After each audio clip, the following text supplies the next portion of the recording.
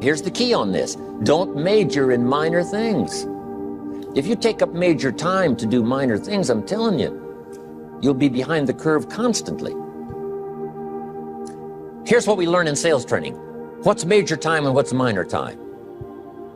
Here's minor time, thinking about prospects. Here's minor time, making lists of prospects. Here's minor time, keeping books on prospects. Here's minor time, going to see the prospect. Here's minor time, evaluating the prospect after you've been there. That's all minor time. Here's major time, in the presence of the prospect. That's major time. And if you took a look, if you're in sales and you took a look at a week, you'd say, my gosh, I'm spending 90% of my time on the minor stuff and so little time on the major stuff in the presence of. How many hours in the presence of in my day? How many hours in the presence of during my sales week? Because the time that really counts is in the presence of. Majors and minors. Here's another key time management essential. Don't mistake movement for achievement. It's easy to get faked out by being busy. Guy comes home at night all exhausted, falls in the chair and says, oh, I've been going. Here's the big question. Doing what? It's not the going. Some people are going, and they're doing figure eights. Their progress is small. So don't mistake movement for achievement. Here's another one in sales we learned. Don't mistake courtesy for consent. If somebody's pleasant and they nod, you say, oh, they're going to buy. No, they're courteous. You can't mistake courtesy for consent.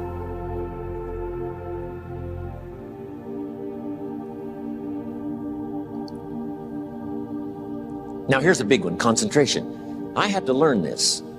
All those years ago, I'm in the shower trying to compose a letter.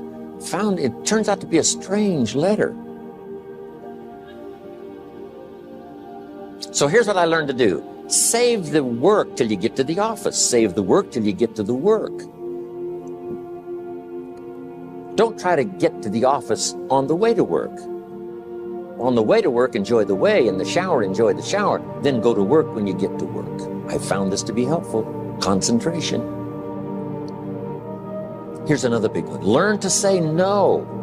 I'm telling you, in such a social society we have now, it's so easy to try to be a nice person, saying yes to everything. Find yourself overloaded. Now you got to call and make the, well, gosh, you know, all the time it takes to back out of something that you said yes to too quickly. Here's what might be better. I don't think so, but if that changes, I'll call you. Little things you can use not to overcommit yourself. My friend Ron Reynolds says, don't let your mouth overload your back. It's a good one. Now here's a big one on time management. When you work, when you play, don't mix the two. Don't work and play. I used to take my family to the beach and I would bring my briefcase.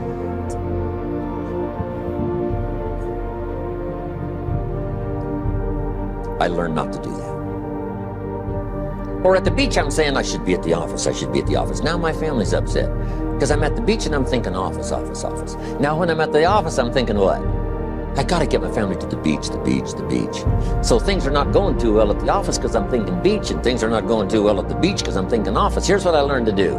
At the beach, be at the beach. At the office, be at the office. When you work. When you play. Don't mix the two. Don't work at play. Now here's one of the most important ones. Don't play at work. Work is too serious. You don't want the reputation of being the office joker. It's not a good one. Yes, there's time for some pleasant stories. Yes, there's time for a little humor. Yes, best if it's a happy office, of course.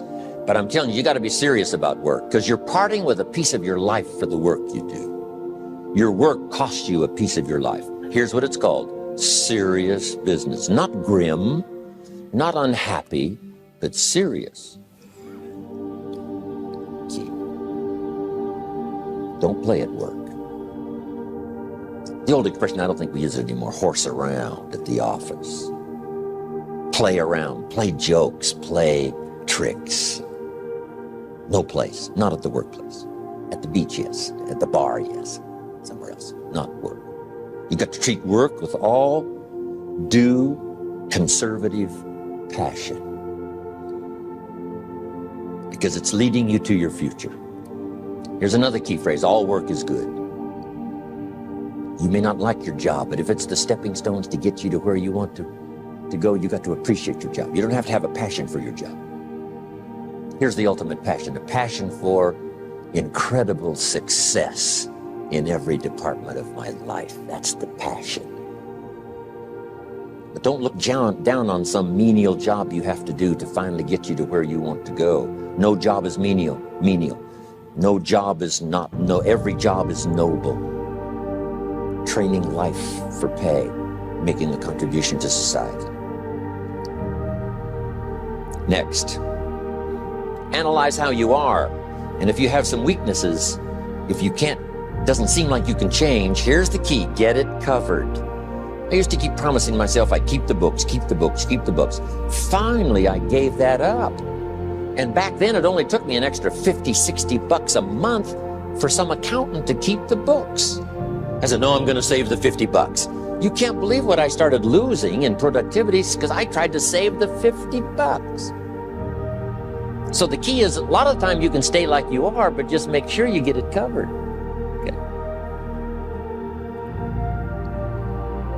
Next, beware of the telephone and all other systems of communication, especially the telephone at home and systems of communication at home. And here's one of the best lines I've got for you for the weekend: let all communication systems serve you, but don't let them intrude. When it comes time to have dinner with your family, you shut off all systems, unless the ones that can take messages silently. Don't let the phone ring. Don't let anybody intrude, come through the front door, nor the back door, nor through the telephone or any other device. So you can't reach John and his family when he's having dinner. The President of the United States couldn't get through.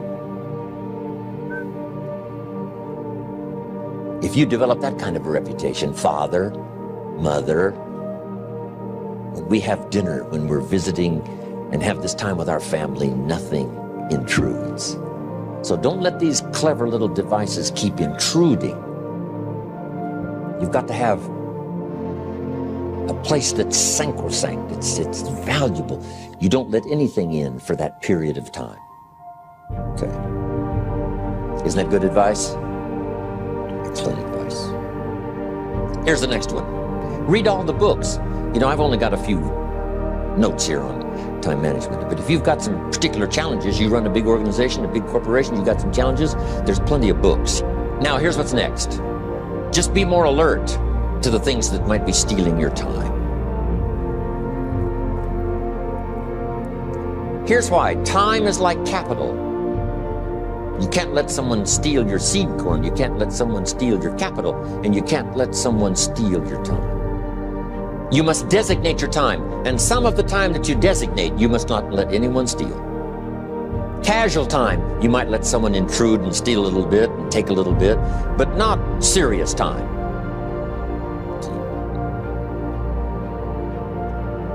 Next, one of the great time management savers is to learn to ask questions up front. Sometimes you talk to somebody for an hour, and then you ask questions and find out if you would have asked those questions up front, you could have saved yourself an hour. Asking questions up front helps you to get to the problem now. But if you just launch into some discourse, you might waste 30 minutes, waste an hour, when here's what you should have been talking about. After you finished an hour, you say, John, what's really the problem? He said, well, it's something personal. See, that's what you should have been talking about this whole hour. Okay. Next, learn to think on paper.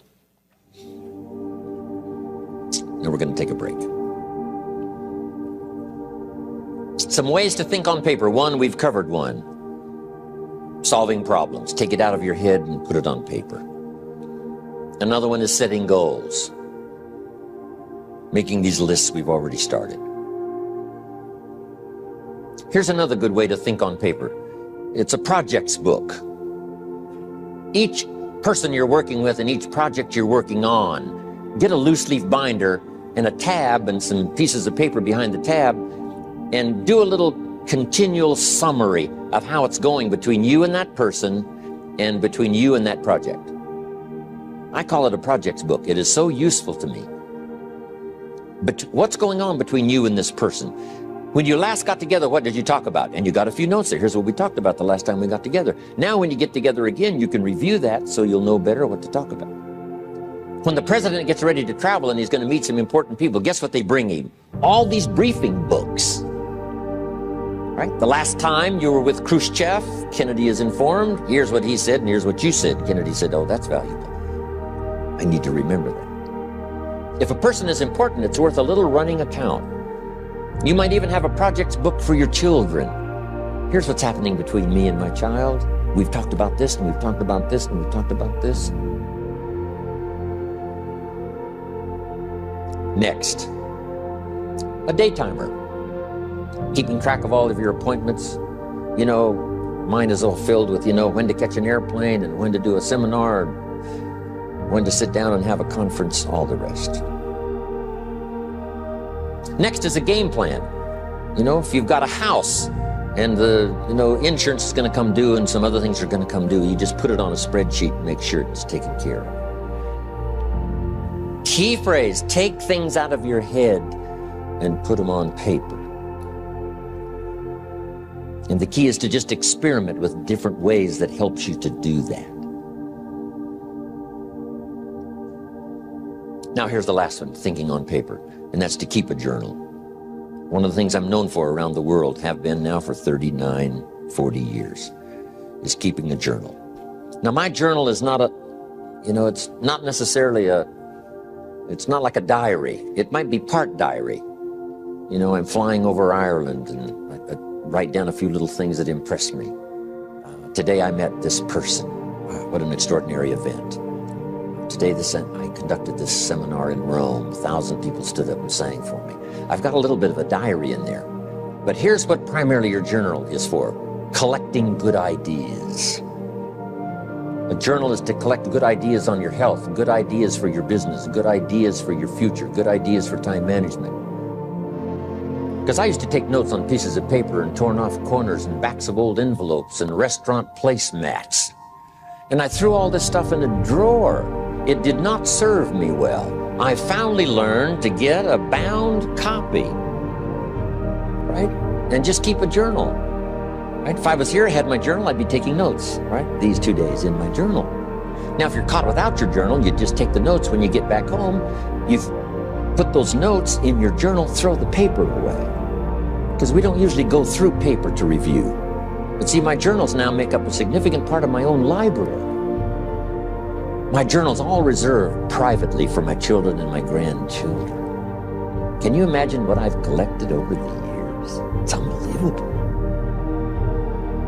There are 3 treasures to leave behind. I think you've already got those notes, right? Here they are. Number 1, your pictures.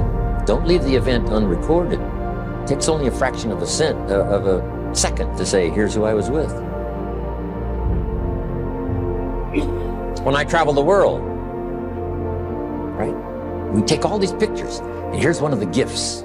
People send me the pictures they took of me and them. It's part of the treasures I have on the farm. Incredible. A picture's worth 1,000 words to describe the scene, the emotion, what happened. Say, wow, this was an extraordinary day for me when I met these people. Here's what they told me happened to them when they went to my seminar 10 years ago. Wow, the drama comes back if you've taken the pictures. It's one of the treasures to leave behind when you go. Remember the old photographs that we have now of, 100 years ago, 70, 80 years ago, just a few photographs? What would it be like if you had thousands of photographs of the past, of your history, your mother, your father, grandparents? So change all of that now for your children. Leave all your photographs as a record Here's what's next to leave behind, and that's your library. The books that changed your life, the books that changed your health, the books that rescued you from oblivion, the books that you passed on to other people, they were so exciting for you, the books that made you financially independent, the books that developed your leadership, the books that gave you wisdom to ponder when things were tough, the books that got you through the winter, the books that helped you to plant in the spring and harvest in the fall. What a treasure to leave behind. If you do that, here's what's for sure. Your books will be more valuable than your furniture.